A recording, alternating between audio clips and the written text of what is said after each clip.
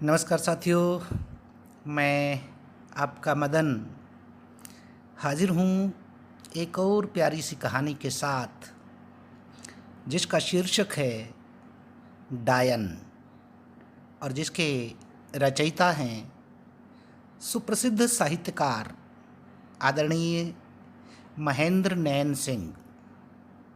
तो आइए दोस्तों, पढ़ते हैं।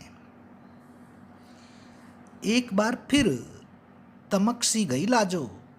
पेट के निचले हिस्से में भीतर एक हल्के से स्पंदन की अजीब सी अनुभूति हुई उसे। जानती थी वह कि बन रहा उसके भीतर पल पल कुछ, और उतना ही दरक रही है वह। उसने आंखें बंद कर ली, सिर पीछे दीवार पर टिका लिया। निढाल सी मन और मस्तिष्क अपने ही शरीर के भीतर बेचैन से घूम रहे थे। उसके पास मंगलिया और भरतो कुछ दूर बैठे थे। मंगलिया कह रहा था, देख भौजी, 8-9 साल हो गए मुझे तेरा खेत आधे बटाए पर लेते हुए।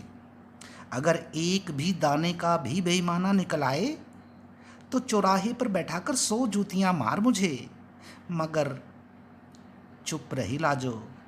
इसी तरह दीवार से सिर टिकाए पीढ़े पर पास ही बैठी भरतों ने आगे बढ़कर उसके सिर पर हाथ फिराया।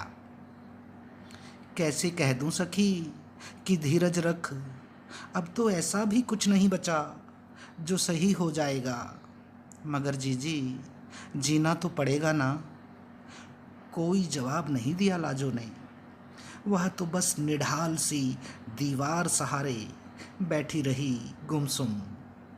उसने अपनी धोती के पल्लू से पेट को ढका तो चौंक गई भरतो। उसने गौर से आंखें बंद कर बैठी लाजो को देखा, फिर पति की ओर मुड़ी। बोली, तुम अभी जाओ जी, बाद में बात करना, और मैं थोड़ी देर बैठती हूँ इसके पास। मंगलिया धीरे से उठा और चल दिया दरवाजे की ओर।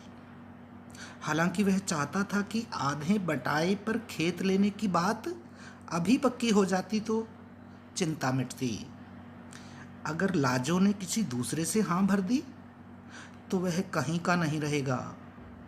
चलते चलते वह रुका। बोला, मैं जानता हूँ भौजी, तेरा जी ठीक नहीं है, पर खेतों के बारे में फैसला बता देती तो ठीक रहता। वैसे अगर तू चाहे तो सारा सिल्ला भी तेरा, बिना कर भी मैं दूंगा। भूस का तू करेगी क्या? उसके ठीक ठीक पैसे लगा दूंगा। भरतो आगे बढ़ी। उसने पति को बाह पकड़कर उसे बाहर ढकेला। तुम अभी जाओ जी, बाद में सब बात हो जाएगी। मंगलिया हैरान मगर खिन्न मन से वह बाहर निकल आया। भरतो ने बाहर का दरवाज़ा बंद कर सांकल चढ़ाई, फिर आकर लाजो के पास बैठ गई। उसने लाजो का सिर हाथों में ले लिया। सब ठीक हो जाएगा लाजो, ऊंचा नीचा पैर ना पड़े कहीं। घर में किसी काम की ज़रूरत पड़े तो मेरी लड़की को या मुझे आवाज़ दे देना। सुनकर लाजो ने आंखें खोली, हैरानी से अपनी सहेली भरतो को देखा। तू क्या समझती है, नहीं बताएगी तो पता नहीं लगेगा क्या? कहते हुए मुस्कुराई भरतो। मैंने भी एक बेटी और 2 बेटे जने हैं। सब कुछ छिपा ले औरत, पर यही ना छिपता। भुलाना आसान तो नहीं जीजी, पर फिर भी जो हो गया भूल उसे। अब इसकी सोच, खुश रहा, यही काम ढंग से निपटा दे। इसी काम के लिए तो बनाया है भगवान ने औरत जात को। कहते कहते लाजो के सिर और कंधों को सहलाती रही भरतो, और लाजो ने एक बार फिर अपना सिर पीछे दीवार पर टिका दिया था। जा तू जीजी, आंखें बंद किए हुए ही उसने कहा था। कब तक बैठी रहेगी, और मेरा क्या? देख, ऐसे करेगी तो कैसे चलेगा? पढ़ी लिखी है तू, बच्चे पर बुरा असर पड़ता है। उठकर काम धंधा कर, रोटी बना, खा। तू खाएगी कुछ तभी तो बच्चे को मिलेगा। उसे भूखा क्यों मारती है? औरत को माँ बनने से बहुत पहले ही माँ बनना पड़ता है। कुछ नहीं कहा लाजो ने। कोई बात, कोई ज़रूरत हो या कोई परेशानी हो तो मैं हूँ ना तेरी सखी। मैं ठीक हूँ जीजी, कोई बात होगी तो बता दूंगी, लाजो ने कहा। और कुछ देर बाद चली गई भरतो। पीछे रह गई लाजो। उसने दीवार से सिर उठाया। सामने की दीवार पर उसकी सास सुखिया की तस्वीर टंगी थी। उदास मन से वह बुदबुदाई, ले सासू माँ, बहुत चाव था ना तुझे पोते पोती देखने का। हो गया तेरा काम, तेरी बंस बेल। बुदबुदाते हुए उसने अपने पेट पर हाथ फिराया और रो पड़ी हिचकियाँ ले लेकर। कुछ देर बाद जब हिचकियाँ रुकी तो सामने फिर वही सासू माँ की तस्वीर। इसी भरतों की गोद भराई करवाने में तो गई थी सुखिया, मेरे गांव लखीमपुर में, और वहीं देखा था सुखिया ने लाजो को। लाजो को तो पता भी नहीं था कि भरतों की होने वाली ससुराल से गोद भराई करवाने आई 6 औरतों में से एक उसे बहुत गौर से देख रही है। लाजो तो सहेली की गोद भराई की रस्म में भागम भाग में लगी थी। कीरतपुर से आई इन 6 औरतों की आव भगत मैं बड़े मन से कर रही थी। कभी उन्हें पानी पिलाना, कभी शरबत के गिलास ले जाने, कभी चाय, नमकीन और फिर खाना। गांव के माहौल में जहां हर कोई तू, तुम और तुम्हारे जैसे शब्दों का प्रयोग कर रहा था, वहीं लाजो सभी से आप कहकर बात कर रही थी। वह थी भी सबसे अलग। सजी संवरी औरतों सहेलियों के बीच एकदम सादी, साधारण, सस्ते से सूट में एक गरीब मास्टर की बेटी। लाजो के जन्म के कुछ समय बाद ही माँ बीमार पड़ी। मास्टर का घर और थोड़ी सी खेती लायक जमीन सब कुछ बिक गया। माँ भी नहीं बची। थोड़ी सी पेंशन से जैसे तैसे गुजारा हो रहा था, पर बेटी को तो पढ़ाया मास्टर जी ने 10वीं तक।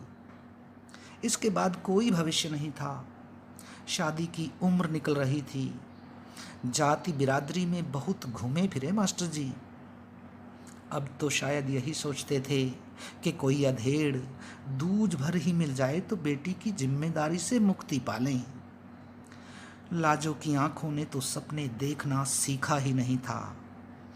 रति, जमुना, सुनंदा, अनारो, उसकी सभी सहेलियां एक एक कर ससुराल जा चुकी थी, और अब भरतो भी। सिर गूंथने की रस्म होने के लिए बाहर दलान में दरियों की जरूरत थी। लाजो तो दरी लेने आई थी। सुखिया ध्यान से देखने लगी उसे। लाजो, जरा यहाँ बैठ मेरे पास। और वह आ बैठी अपने सहेली भरतों की ससुराल की औरतों के बीच। जी बोलिए, कुछ चाहिए आपको? कुछ ही नहीं, बहुत कुछ चाहिए, बोली थी सुखिया। जी बोलिए, उसने कहा था। तेरी सगाई हो गई? सुनकर लाजो चौंकी। उसका चेहरा झुक गया था। जी नहीं, बहुत मुश्किल से कहा उसने। कहीं से कोई और बात? पूछा सुखिया ने। लाजो चुप रही थी। ठीक है तो सुन, ज़्यादा नहीं 40 बीघे धरती है मेरे, 2 छोरे हैं। बड़े वाले जोरावर के लिए तू बहू बनेगी मेरी? एक बार फिर चकित हुई लाजो। जी? उसने झटके से चेहरा उठाकर सुखिया को देखा, और सुखिया मुग्ध हल्की सी मुस्कान लिए देख रही थी। लाजो की ओर उसने चेहरा झुका लिया चुन्नी के सिरे को उंगली पर लपेटते हुए। बोलना, बहू बनेगी मेरी? दोबारा पूछा सुखिया ने। हड़बड़ा गई लाजो। जी जी वो क्या? पूछा सुखिया ने। आप बाबा से बात कीजिए ना, लाजो ने हल्काते हुए कहा था। उनसे भी बात कर लूँगी, भगा कर नहीं ले जाऊँगी तुझे, कहते हुए हंसी सुखिया। पहले तू बता, तू राजी है कि नहीं? जी मैं क्या क्या बोलूं? हकलाते हुए कहा लाजो ने।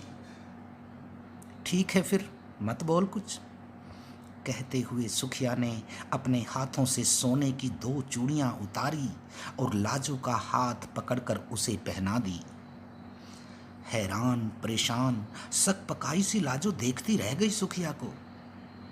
समूचे शरीर में सिहरन, मन में रोमांचित कर देने वाली हिलोर उठी थी। वह न तो कुछ बोल पाई, न ही समझ पाई थी। अरे ये भी ले, कहते हुए सुखिया ने अपने गले से जंजीर उतारी और लाजो के गले में डाल दी। बोली, याद रखना, अब मेरी हो गई तू, किसी और के यहाँ मत जाना, नहीं तो वहीं से चुटिया पकड़ कर खींच लाऊंगी। 2 वाक्यों में इतना अपनापन, लाजो की आंखें भर आई। उसने चुन्नी को सिर से माथे के आगे तक सरका लिया और सुखिया के पांव छुए। पांव छूने से काम नहीं चलेगा जी। लाजो ने एक बार फिर हैरानी से सुखिया को देखा। बस जल्दी से चलकर घर संभाल ले अपना, सुनकर झेंप गई लाजो। जा बोल दे अपने बाबा से, मर्दाने में ठाकुर जुलकरण सिंह जी बैठे हैं, बाकी बात कर लेंगे दोनों। सुनकर उठी लाजो और सभी औरतों को नतमस्तक कर चल पड़ी। सभी की सभी उसे हैरानी से देख रही थी। बाहर दरवाजे पर लाजो अपनी जूतियां पहन ही रही थी कि अंदर से किसी औरत की आवाज आई। ए सुखिया, तो घनी चतुर जी, किसी से पूछा ताछा भी नहीं? पता नहीं ऐसा क्या देखा तूने उसमें, तुझे इतना भा गई कि एकदम से पक्का पुख्ता जाबता कर लिया।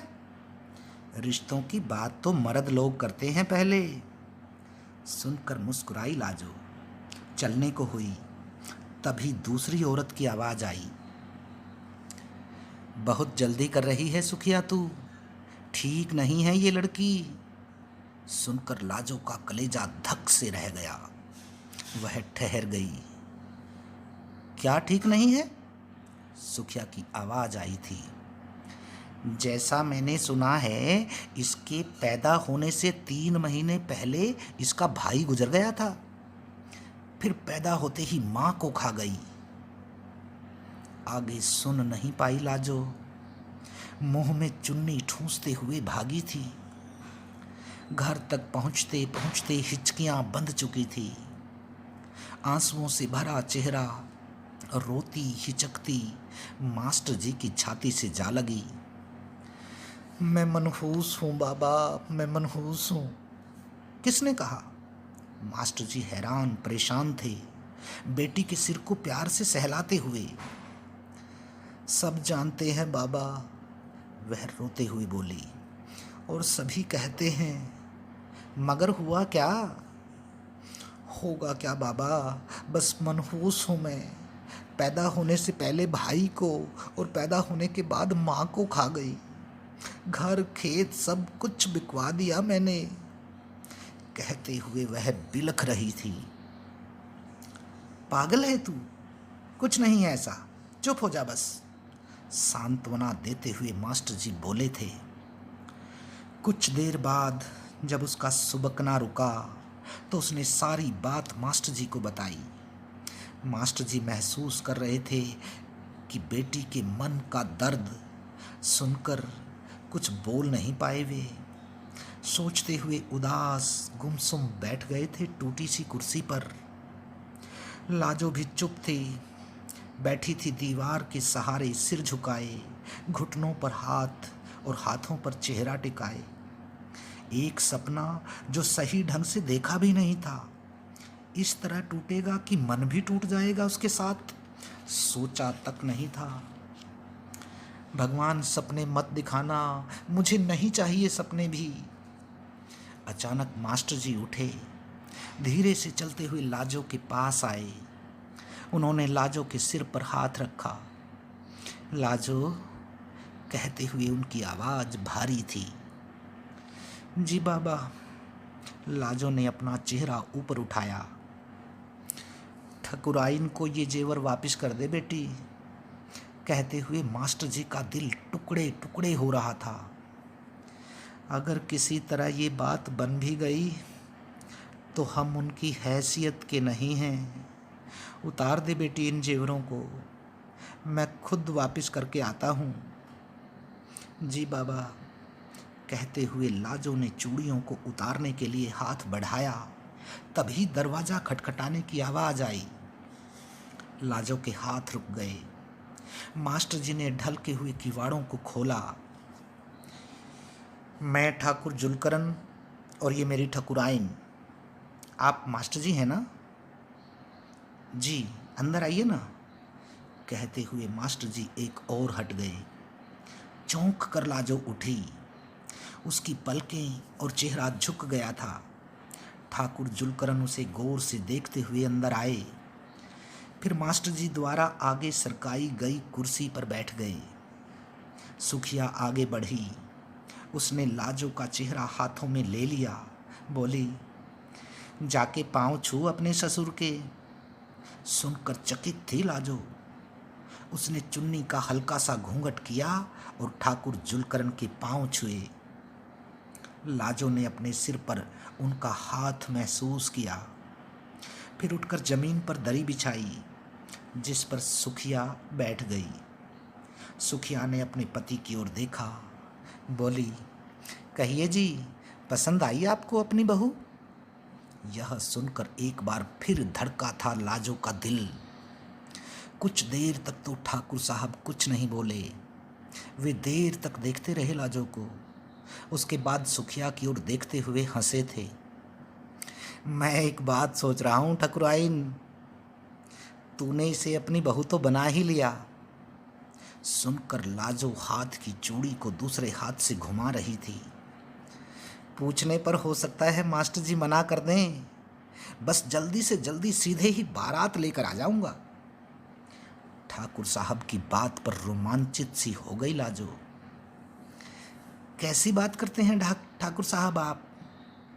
मास्टर जी बोले थे, मेरी इतनी हिम्मत है कहाँ जो मना कर सकूं।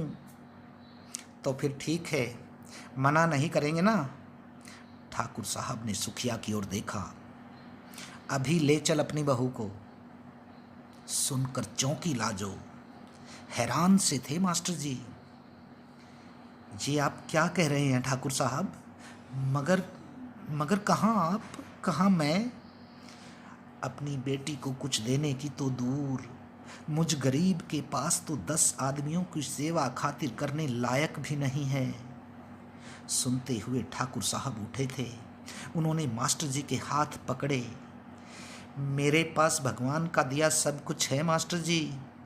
अपने बेटे के लिए बहू मुझे 5 कपड़ों में चाहिए और वे 5 कपड़े भी हम लाएंगे। गिनती के 5-6 आदमी ही होंगे। खाना अपने घर से लाएंगे।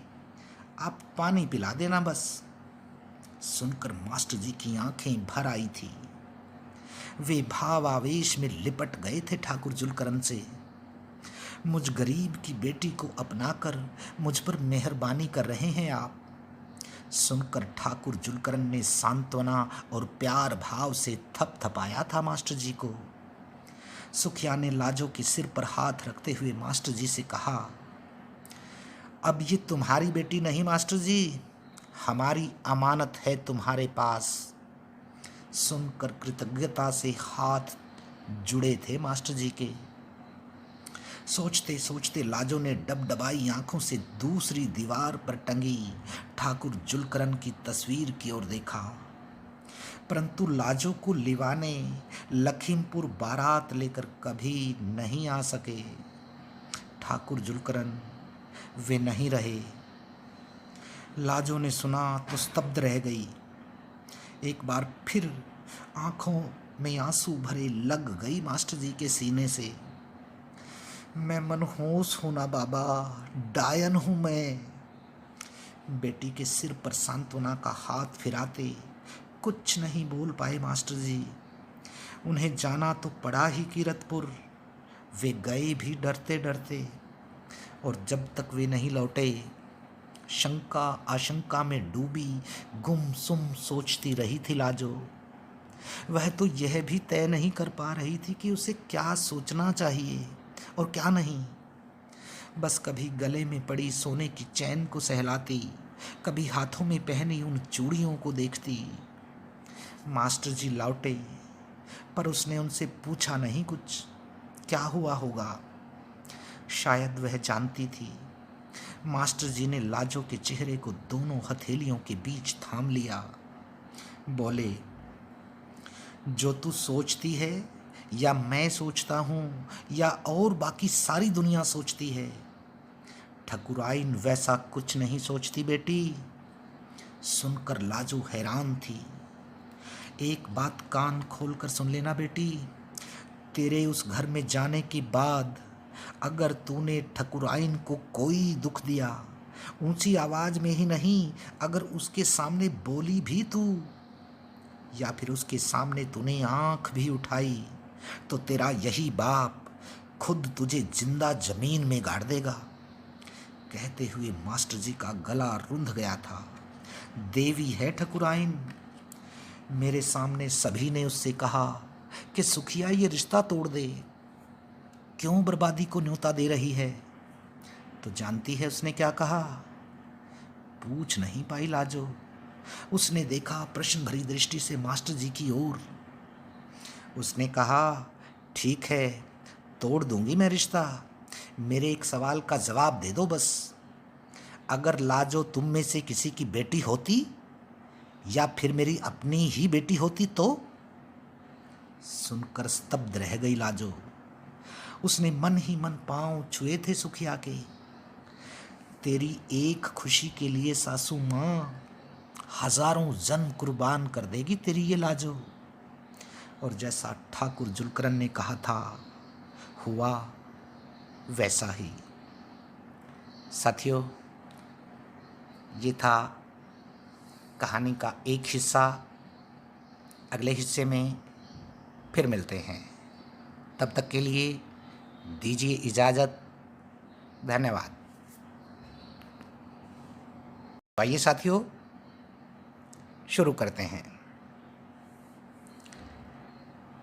5 आदमी आए थे लखीमपुर। एक छोटा सा सादा समारोह, पड़ोस की औरतों के 2-1 मंगल गीत और जोरावर के साथ अग्नि के चारों ओर उसके फेरे, और फिर पहुंच गई थी लाजो ससुराल। सास के लाड़ तो देखते ही बनते थे। अपने इस अनमोल धन को वह कहाँ उठाए और कहाँ बैठाए। अपने छोटे बेटे को तो उन्होंने लाजो की सेवा में लगा दिया कि ध्यान रखना जसवंत, तेरी भाभी को कोई परेशानी ना हो। सभी रस्म नेग किए सास ने। और उस दिन भी तो दूसरा ही तो दिन था लाजो को कीरतपुर आए, और यहीं तो बैठी थी पड़ोस की औरतों से घिरी। सुखिया बोली, बहू खड़ी हो जरा। सकुचाई सी लाजो उठी और सुखिया ने पूरे घर की चाबियों का गुच्छा लाजो की कमर में खोंस दिया। लाजो ने चकित हो सास को देखा। ले, संभाल अपना घर, मुझे छुट्टी दे, बहुत कर लिया मैंने। लाजो तो कुछ बोल नहीं पाई। बोली थी भरतों की सास, तो बावली हुई सुखिया, अभी उम्र ही क्या है इसकी, घर खेत क्यार अभी से संभाल लेगी क्या ये? संभालेगी क्यों नहीं? कहा था सुखिया ने। मैंने नहीं संभाले थे क्या? मैं तो इससे छोटी थी तब, और फिर मेरी तो सास भी बीमारी से खाट से लगी थी उस वक्त। तब भी सुखिया, जीजी आते ही जिम्मेदारी मत लाद इस पर। और फिर नई नई है, कुछ दिन देख तो, आते ही यूं सारा कुछ सौंप दिया।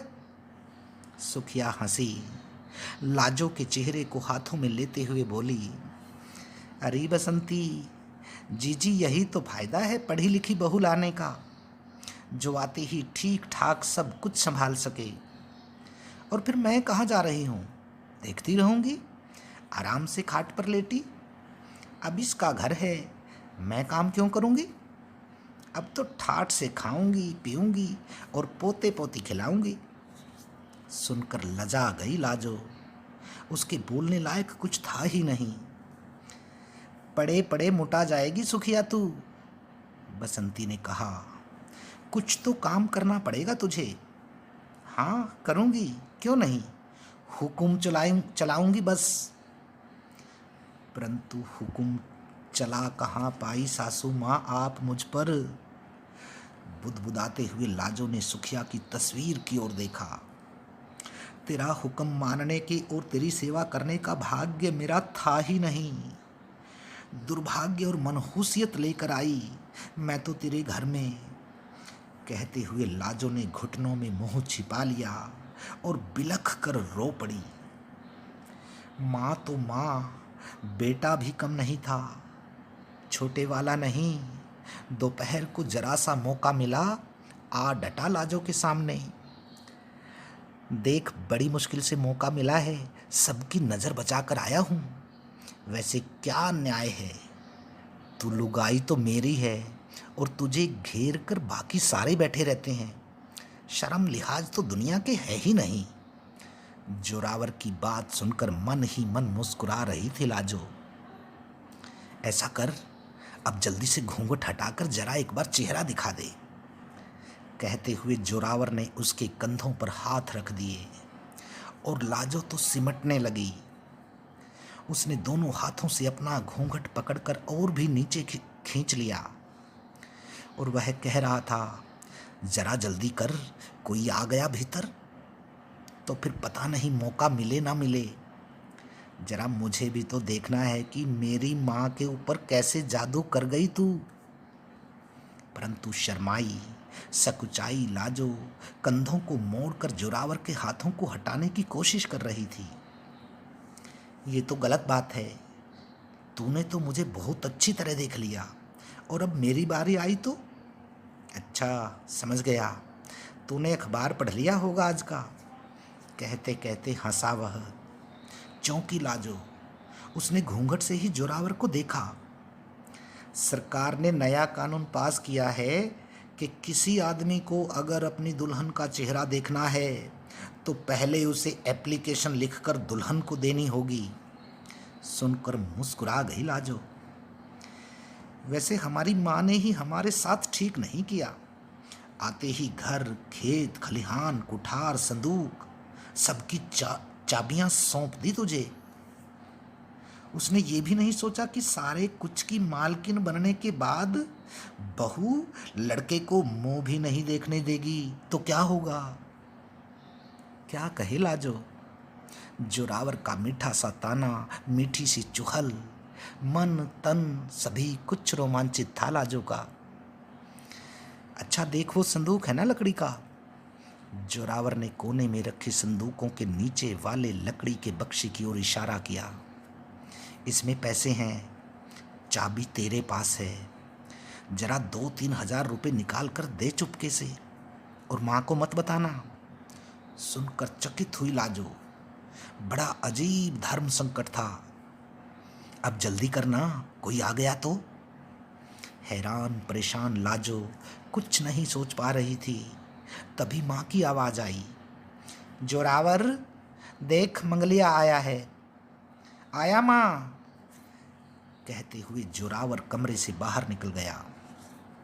और देखो शाम को जल्दी लौटना दोनों, सास की आवाज़ आई थी। लौटेंगे तो तब ना माँ जब जाएंगे। क्यों क्यों क्या, तेरी बहू ने पैसे तो दिए नहीं, कहती है फालतू का खर्च है, कोई जेवर लाने की ज़रूरत नहीं, मुंह दिखाई के लिए 2 रुपए के सेब ले आओ बस। सुना लाजो ने, हैरान, स्तब्ध, और हंसी भी आई पति की बात पर। थोड़ी देर पहले कह रहा था जल्दी से पैसे दे दे और माँ को मत बताना। सास भीतर आई, लाजो से चाबी लेकर ऊपर के संदूकों को हटाकर लकड़ी के बक्से को खोलती हुई बोली, देख रही है बहू, इसी जोकर के साथ जिंदगी निभानी है तुझे।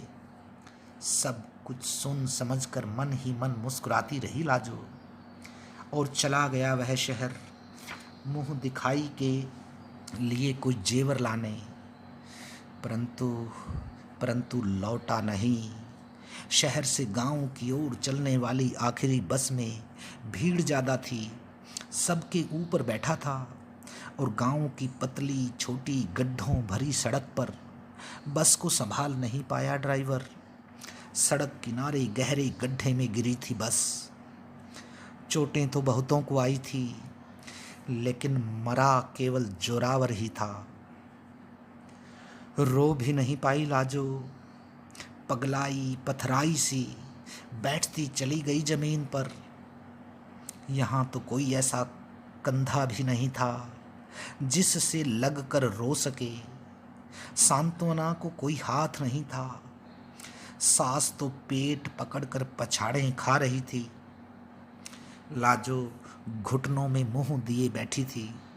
घर में आने वाला हर आदमी, हर औरत गौर से, घृणा से, कभी दहशत और दया से देखता लाजो को। स्वयं लाजो को भी लग रहा था गुनाहगार वही है। वह मना रही थी कि भगवान को कि धरती फट जाए और वह उसमें समा जाए, परंतु भगवान ही इतना निष्ठुर ना होता तो ये सब उसके साथ होता ही क्यों। और अब लाजो का श्रृंगार उतारने की बारी आई तो सुखिया लिपट कर रो पड़ी थी लाजो से, मुझे माफ़ कर देना बहू, मैं तेरा विधवा का रूप देखने के लिए नहीं लाई थी तुझे। सुनकर लाजो को पहली बार सांत्वना मिली थी। तब भी वह क्या कहती और कैसे कहती। मास्टर जी आप आए थे दूसरे दिन, वे भी क्या कहते, चुप रहे, कुछ देर ठहर कर चले गए। दूसरी बार आए थे क्रिया के दिन, बेहद थके टूटे निराश, वर्षों के बीमार लग रहे थे। लाजो ने देखा तो विश्वास नहीं हुआ। सब कुछ निपट जाने के कुछ दिन बाद मास्टर जी फिर आए थे बेटी को मिलने, और लाजो हाथ जोड़े, आंखों में आंसू भरे जा खड़ी हुई सुखिया के सामने। जाने की आज्ञा दे सासू माँ, इस मनहूस को। जाना चाहती है, चली जा, कहा सुखिया ने, मगर यह मत सोचना कि तुझे छोड़ दूंगी मैं। कुछ दिन के लिए चली जा, जी बहल जाएगा तेरा, परंतु तेरा घर तो अब यही है। ये घर तुझे ही तो संभालना है, और औरत मनहूस नहीं होती, वह तो सृष्टि करती है, सृजन करती है। नहीं सासू माँ, नहीं हो सकेगा मुझसे, कहते हुए रोने लगी थी वह। क्या तू औरत नहीं है, सुखिया ने पूछा था। लाजो ने चौंक कर चेहरा उठाया। आखिर अजीब सा तो प्रश्न था सुखिया का। औरत में तो बहुत हिम्मत होती है, दया, ममता, करुणा, मातृत्व, क्षमा, संहार, सृजन, प्रेम, बलिदान की प्रतीक 9 दुर्गाओं के रूप हैं उसके भीतर। कहता है जमाना की अबला होती है औरत, जिंदगी भर मर्द का सहारा चाहिए उसे, मगर असल में शक्ति है मर्द की वह। अगर औरत ही टूटेगी, बिखरेगी, तो दुनिया नहीं चलने की। उसका तो हर पल, हर कदम इम्तिहानों से भरा होता है। बड़े से बड़ा दुख, दर्द, घाव, अपमान, आक्षेप, प्रताड़ना सहन कर सके पर टूटे नहीं, उसे औरत कहते हैं। ये सब मर्दों के बस का कहाँ। और लाजो हैरानी से देखती रह गई सुखिया को। उसका तो सिर झुकता चला गया था सुखिया के सामने। कब तक भागेगी?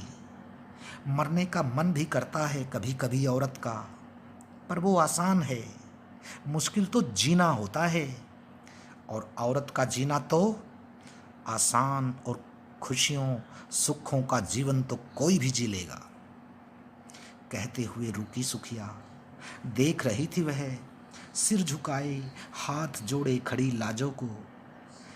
फिर भी अगर जीने के लिए तुझे आदमी का सहारा ही चाहिए तो, कहते हुए उसने जसवंत की बाह पकड़ी और उसे लाजो के सामने खड़ा कर दिया। ये ले, आज से ये तेरा आदमी हुआ।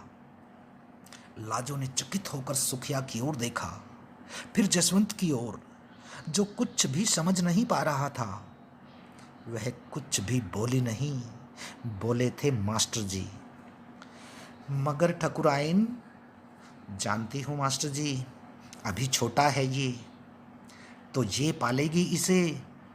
मैं लाजो को इस घर में ब्याह कर लाई, इस घर पर मुसीबत आई तो छोड़कर भाग जाएगी? जोरावर से ही रिश्ता था क्या? इस घर से कोई रिश्ता नहीं था इसका, सुखिया ने कहा था। और लाजो आगे बढ़कर लिपट गई सुखिया के पांव से। है सासू माँ, है, सभी से रिश्ता है मेरा, तू जैसे कहेगी वैसे ही होगा। मैं नहीं कहूँगी बहू कुछ, आगे सभी फैसले तुझे अपने आप लेने होंगे, और तेरे फैसले सही हों उसकी जिम्मेदारी भी तेरी ही है। कहकर सुखिया कमरे में चली गई। अगले पल वह लौटी। उसने साथ लाई सिंदूर की डिब्बी खोलकर जसवंत के सामने बढ़ा दी।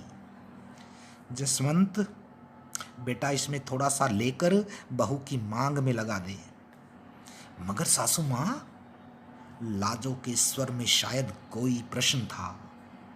बस, कहा सुखिया ने, कहने को यह सिंदूर है, परंतु ये बचाएगा तुझे।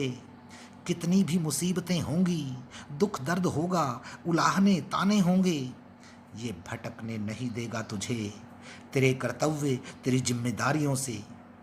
यूं ही नहीं कहते औरत को त्रिया, बेटी, पत्नी और माँ, ये 3 आयाम होते हैं उसके।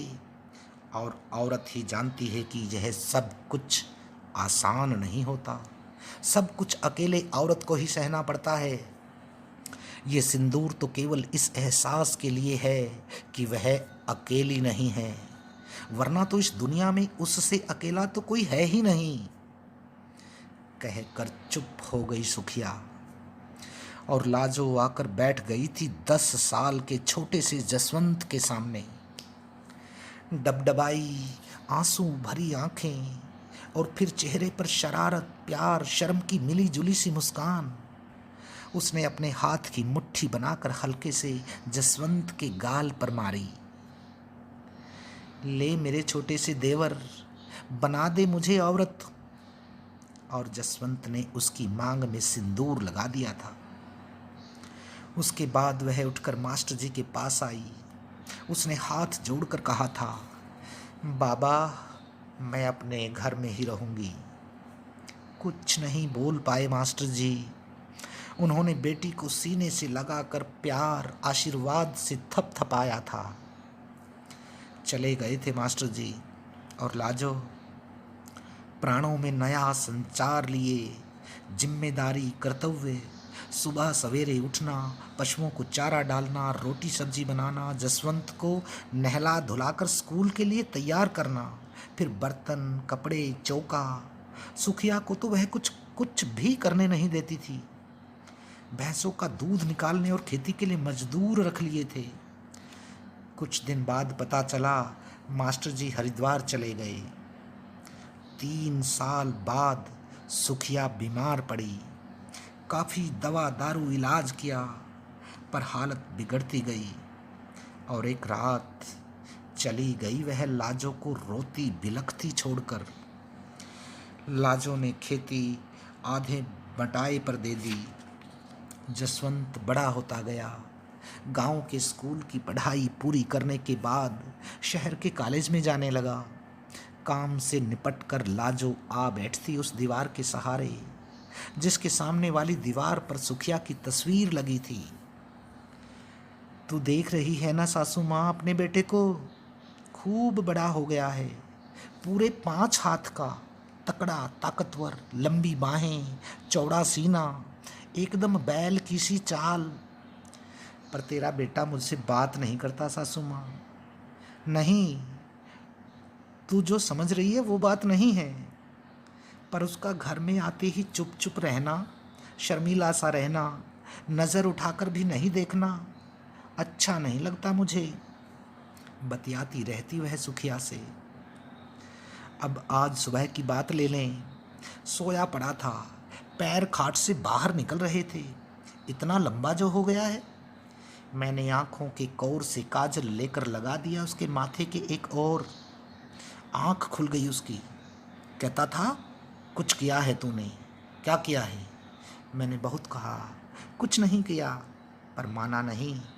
तुरंत उठा, शीशा देखने लगा, फिर नाराज़ हुआ बहुत।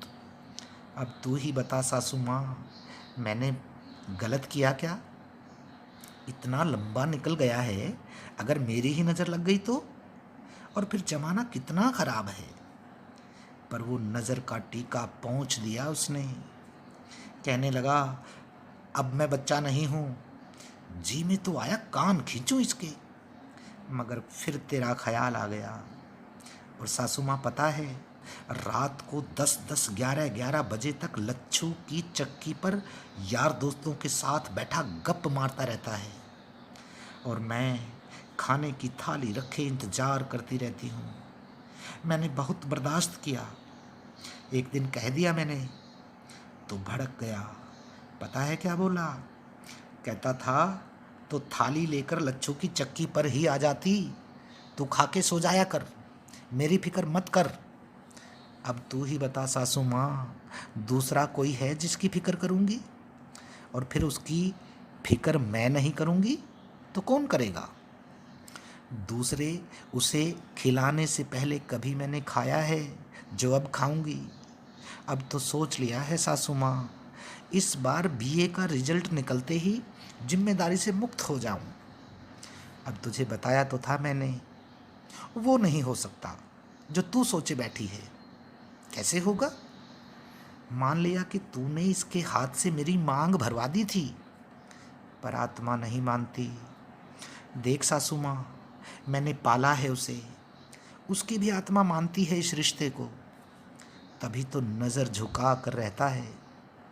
कोई बात करती हूँ तो हाँ हूँ में जवाब देता है। तूने चाहे जो सोचकर इसके हाथ से मेरी मांग भरवाई थी, परंतु मैंने केवल यह सोचा था कि माँ बनकर पालूंगी इसे। और फिर तूने ही तो कहा था कि ये सिंदूर केवल उस एहसास के लिए है कि औरत अकेली नहीं है, ये भटकने नहीं देगा तुझे तेरे कर्तव्य, तेरी जिम्मेदारियों से। कितनी भी मुसीबतें होंगी, दुख दर्द होगा, ताने उलाहने होंगे, ये सिंदूर बचाएगा तुझे। तूने ही कहा था ना, अब सिंदूर का सहारा लेकर दुनिया के सबसे अनमोल रिश्ते से भटक जाऊं? ये सिंदूर देता होगा औरत को एक पत्नी होने का एहसास। मुझे तो इसने एक माँ होने का एहसास दिया है। देख, जिद मत कर सासू माँ, मान जा। मैंने सदा तेरी बात मानी है, बस यही एक बात तू मेरी मान ले।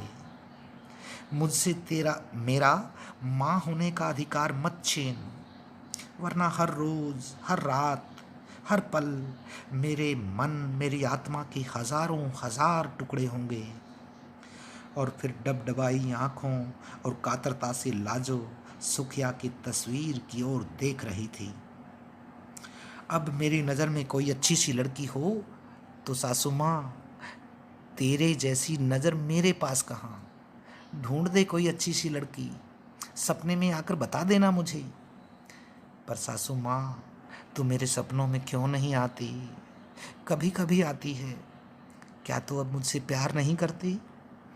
वैसे एक बार मैंने भरतों से कहा, मेरे गांव की है ना मेरी सहेली, उससे मैं कोई बात नहीं छिपाती।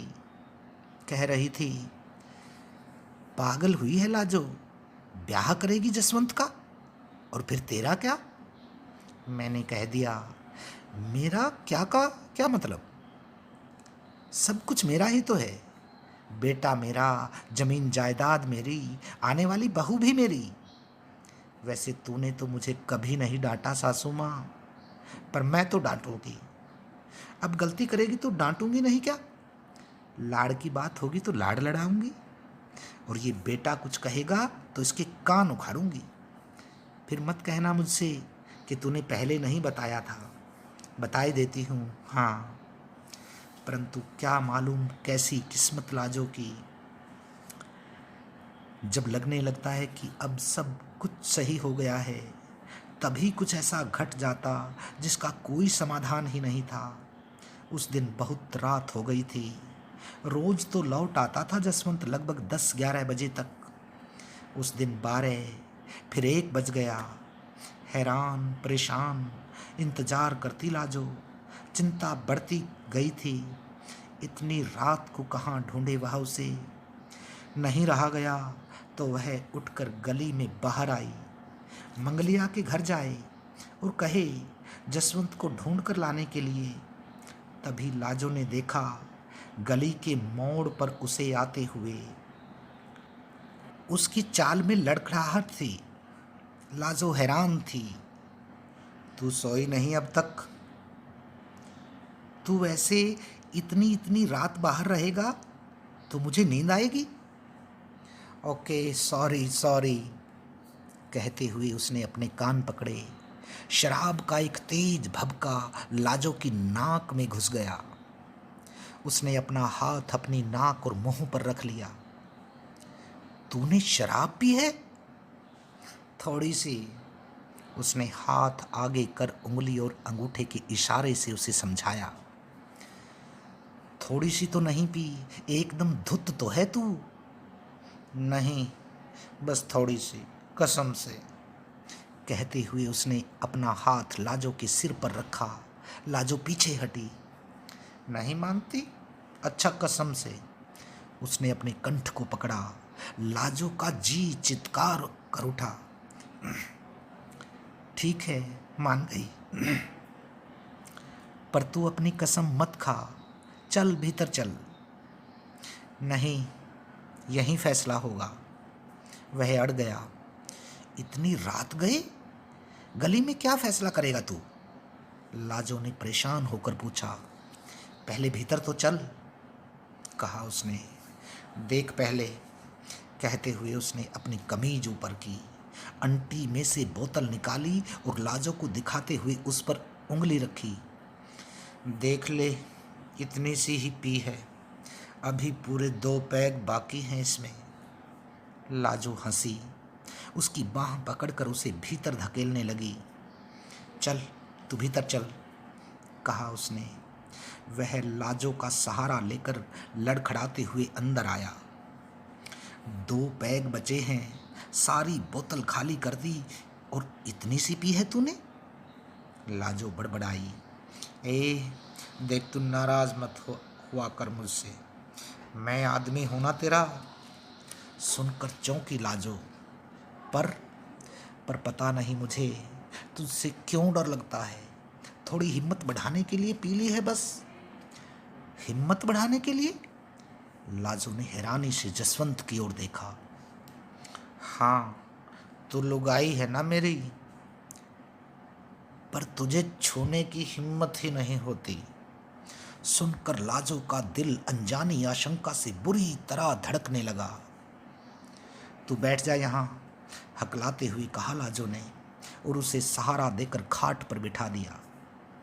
मैं रोटी लाती हूँ तेरे लिए, कहकर वह चली।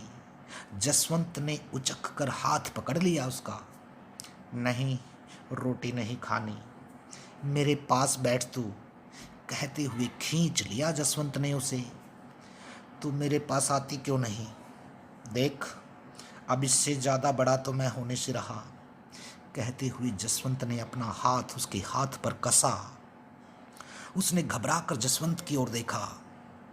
आज जसवंत की आंखों में अजीब सा वहशीपन था। लाजो घबरा गई थी। जसवंत छोड़ मुझे, ये क्या कर रहा है?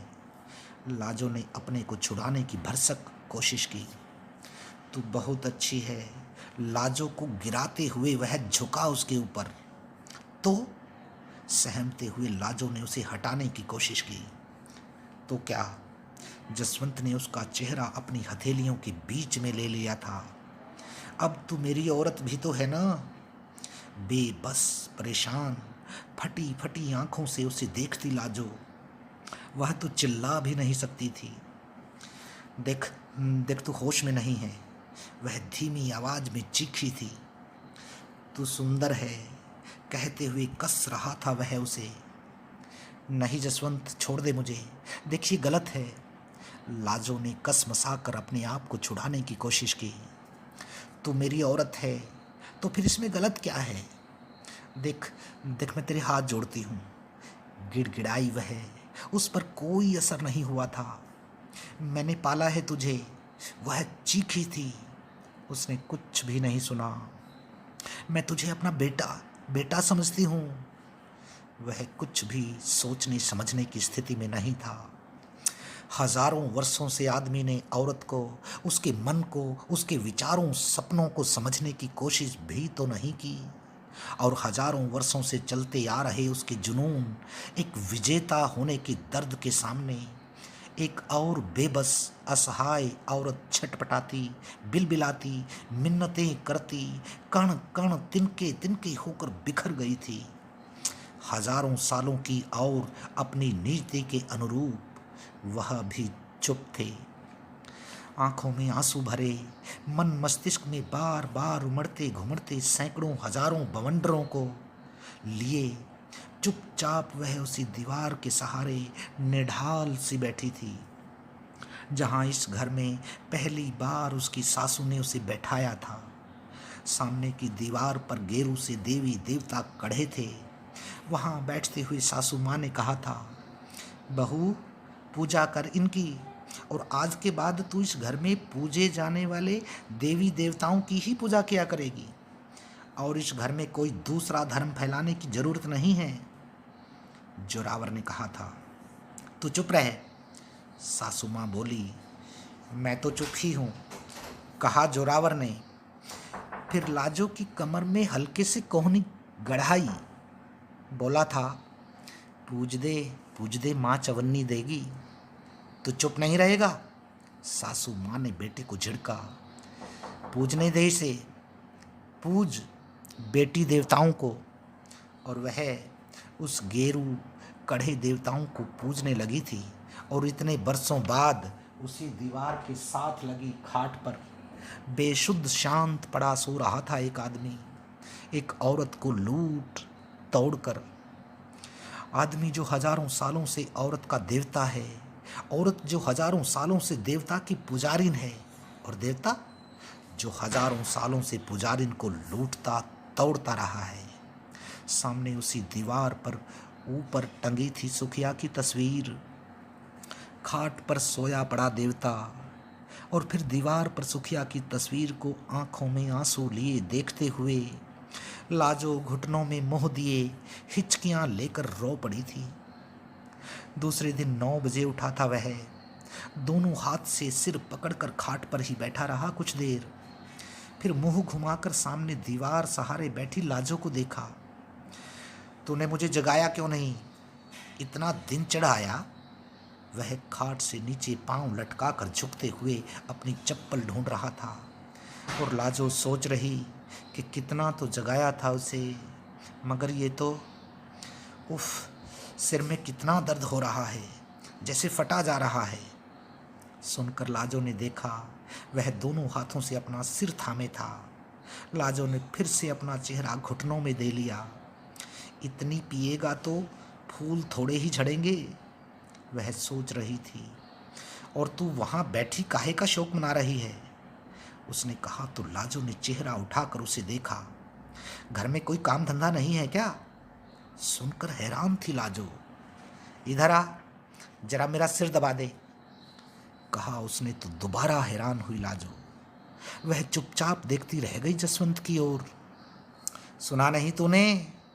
इस बार थोड़ा जोर से कहा उसने। आकर सिर दबा।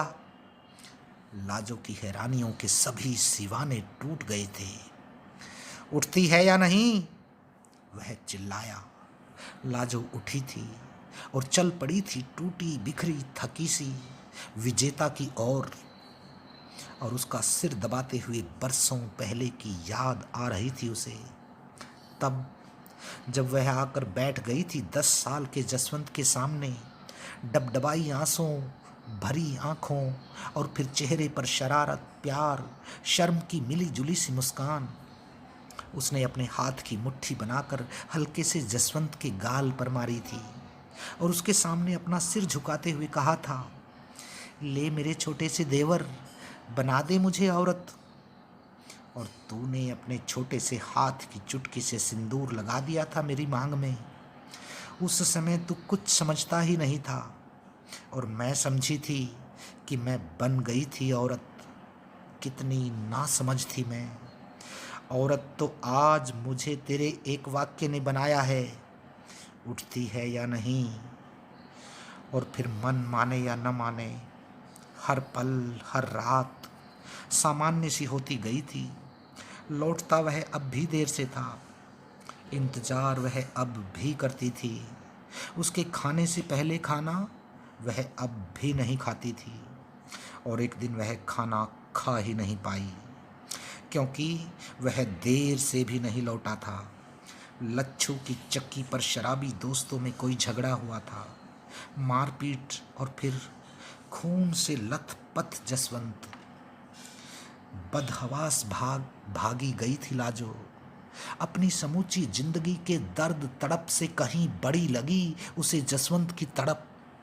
सभी सीवाने तोड़ती अपनी चीखों से तेज लग रही थी उसे जसवंत की कराहट। और वह जसवंत जिसने हर रात उसके दिल दिमाग में हजारों अंगारे भर दिए थे, हर रात नौचा लूटा था उसे, अब उसी के शांत होते ही लुट गई थी लाजो।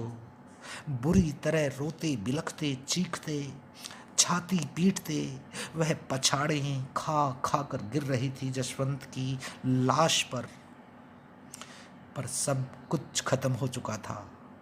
अब तो उसके घर, उसके जीवन में अब एक ठहराव आ गया था। एक स्तब्धता, एक सन्नाटा, एक चुप्पी छा चुकी थी। उसने अपने गालों पर ढलक आए आंसुओं को पोंछा था। ले भगवान, तेरा भी काम खत्म हो गया। अब तू भी चैन से सो पाएगा। अब ऐसा कुछ नहीं है मेरे पास जो तू। बुदबुदाते हुए वह अचानक तमक सी गई। उसके पेट के निचले हिस्से में एक अजीब सा स्पंदन, एक अजीब सी अनुभूति। उसका दिमाग, मन अपने शरीर के भीतर उसी हिस्से में घूमने लगा था। वह हैरान थी, विस्मित थी, वाक शून्य थी। वह उठी थी, चुपचाप चलकर लच्छू के घर की दीवार से सटकर बैठी रही। फटी आंखें जशवंत की लाश को घूर रही थी और मस्तिष्क अपनी ही कोख के भीतर। औरतें उसे उठाकर घर तक ले आई थी। बाकी की सारी रात वह चुपचाप बैठी रही। सुबह सवेरे अर्थी सजाई गई, उसका श्रृंगार उतारा गया। बेजार मूरत सी बनी, कोई रोना नहीं, कोई चीखना चिल्लाना नहीं। भरतों ने झकझोरा था उसे, लाजो रो ले सखी, रो ले थोड़ी सी। लाजो ने पथराई सूनी आंखों से भरतों की ओर देखा। देख लाजो, रो ले कुछ देर, नहीं तो। पर रोई नहीं लाजो। उसे रुलाने की सभी कोशिशें बेकार गई। अर्थी को लेकर गए सभी आदमी वापस लौट आए थे शमशान घाट से। शाम तक सभी औरतें उसे छोड़कर वापस जा चुकी थी। अंत में भरतो भी चली गई अपने घर। वह बैठी रह गई दीवार से सिर टिकाए, सामने की दीवार पर सुखिया की तस्वीर को देखते हुए। वह बिलख बिलख कर रो पड़ी, हिचकियां लेते हुए बोल रही थी, मैंने उसे पाला था माँ, और तूने देखा उसने क्या किया था। अब ये रोते हुए लाजो ने पेट की ओर इशारा किया। कैसे जन्म दूंगी इसे? हर पल हजारों टुकड़े होंगे इस मन के। पल पल मरूंगी मैं, क्योंकि मैंने पाला था उसे। रोती बिलखती लाजो के स्वर में शिकायत थी। केवल तू ही जानती है कि मैं डायन नहीं हूं, पर माँ, अब मैं डायन बनना चाहती हूँ। मुझे आज्ञा दे सासू माँ, मुझे आज्ञा दे। हाथ जोड़े रोती रही लाजो। तीसरे दिन मंगलिया जसवंत के फूल लेकर गंगा जी में बहा आया था। भरतो और मंगलिया आते, बातें कर उसका जी हल्का करने की कोशिश करते। कुछ देर बैठते और चले जाते। गुमसुम चुपचाप बैठी लाजो घूरती रहती सुखिया की तस्वीर को। मगर आज तो मंगलिया खेत के आधे मटाए की बात भी कर रहा था। और आज ही न जाने कैसे पता चल गया भरतों को कि लाजो पेट से है। सब ठीक हो जाएगा, कहा उसने, परंतु क्या ठीक हो जाएगा? वह भी तो जानती है कि मैंने पाला था उसे। और सासू माँ तो कोई जवाब क्यों नहीं देती? मैं इसे जन्म नहीं दे सकती। मुझे डायन बनने दे, मुझे आज्ञा दे सासू माँ। रोते चीखते हुए लाजो का चेहरा सख्त हो गया। हाथ भींचकर मुट्ठियों में बदल गए। फिर मुट्ठियाँ ऊपर उठी और तेजी से पेट के निचले हिस्से की ओर आने लगी थी। तू औरत नहीं है क्या? आवाज पर उसके हाथ अचानक रुके। उसने चौंक कर इधर उधर देखा। औरत मनहूस नहीं होती, ना ही वह डायन होती। वह तो सृष्टि करती है, सृजन करती है। प्रेम, ममता, मातृत्व, क्षमा, दया, संहार, सृजन, बलिदान, करुणा की प्रतीक 9 दुर्गाओं का रूप है उसके भीतर। कहता है जमाना कि अबला होती है औरत, जिंदगी भर मर्द का सहारा चाहिए उसे। मगर असल में शक्ति है। अगर औरत ही टूटेगी, बिखरेगी, तो दुनिया नहीं चलने की। उसका तो हर पल, हर कदम इम्तिहानों से भरा होता है। बड़े से बड़े दुख, दर्द, घाव, अपमान, आक्षेप, प्रताड़ना, लांछन सहन कर सके, परंतु टूटे नहीं, उसे औरत कहते हैं। ये सब मर्दों के बस का कहाँ। औरत में तो बहुत हिम्मत होती है। कब तक भागेगी? मरने का भी मन करता है औरत का कभी कभी, पर वो आसान है। मुश्किल तो जीना होता है, और औरत का जीना तो लाजो हिचकियाँ ले लेकर रो पड़ी। मैं क्या करूं सासू माँ, क्या करूं मैं नहीं कहूँगी बहू कुछ भी। आगे सभी फैसले तुझे अपने आप लेने होंगे, और तेरे फैसले सही हों, इसकी जिम्मेदारी भी तेरी ही होगी। लाजो ने दृढ़ता से अपना सिर उठाया, आंसुओं को पोंछा। ठीक है सासू माँ, बनूंगी मैं औरत। एक बार फिर औरत बनूंगी, और इस बार एक पूरी औरत। कहते हुए उसके हाथ सुखिया की तस्वीर के सामने जुड़े थे। उसने कोने में रखे लोहे के संदूकों को हटाया, लकड़ी के बक्से को खोला, उसके भीतर से नोटों की 2 गड्डियां निकाली और उन्हें अपने आंचल में लपेट लिया। बक्सा बंद कर संदूकों को वैसे ही एक के ऊपर एक रख दिया। घर से बाहर निकल दरवाजे का ताला लगाया और भरतों के घर की ओर चल पड़ी। भरतो चकित हुई थी उसे देखकर। लाजो, अरे जीजी तू, मुझे बुला लिया होता, बीच में एक दीवार ही तो है, घर से ही आवाज दे देती। लाजो ने कोने में रखा पीढ़ा उठाया और सिल बट्टे से मसाला रगड़ती भरतों के पास बिछाकर उस पर बैठ गई। ओसारे में खाट पर बैठा हुक्का गुड़गुड़ाता मंगलिया लाजो को देख रहा था। लाजो ने भी मंगलिया को देखा, फिर अपने आंचल से नोटों की गड्डियां निकालकर भरतों की ओर बढ़ाई। मंगलिया उठकर उनके पास आया। ये क्यों? पूछा था भरतों ने। उसके कारज के लिए इंतजाम करना है ना। कनात, दरी, बारदाना, टेंट, हलवाई, सामान, देवर जी सारी व्यवस्था ढंग से हो जाए, यह तुम्हारी जिम्मेदारी है। हो जाएगा भौजी, सब इंतजाम हो जाएगा, कहते हुए मंगलिया ने गड्डियाँ संभाल ली थी और वापिस अपनी खाट पर जा बैठा था। और हाँ भरतो, जीजी मुझे भी संभालना है कुछ दिन, कहते हुए लाजो ने अपने पेट को आंचल से ढका था। और जब तक ये बड़ा ना हो जाए, खेत खलिहान सब तुम्हें ही देखना है, हिसाब जो तुम्हें ठीक लगे दे दिया करना। भरतों ने आगे बढ़कर लाजो के सिर पर हाथ रखते हुए उसे सहलाया था। कहानी समाप्त हुई दोस्तों। आप सभी का आभार। नमस्कार। शुभ दिन।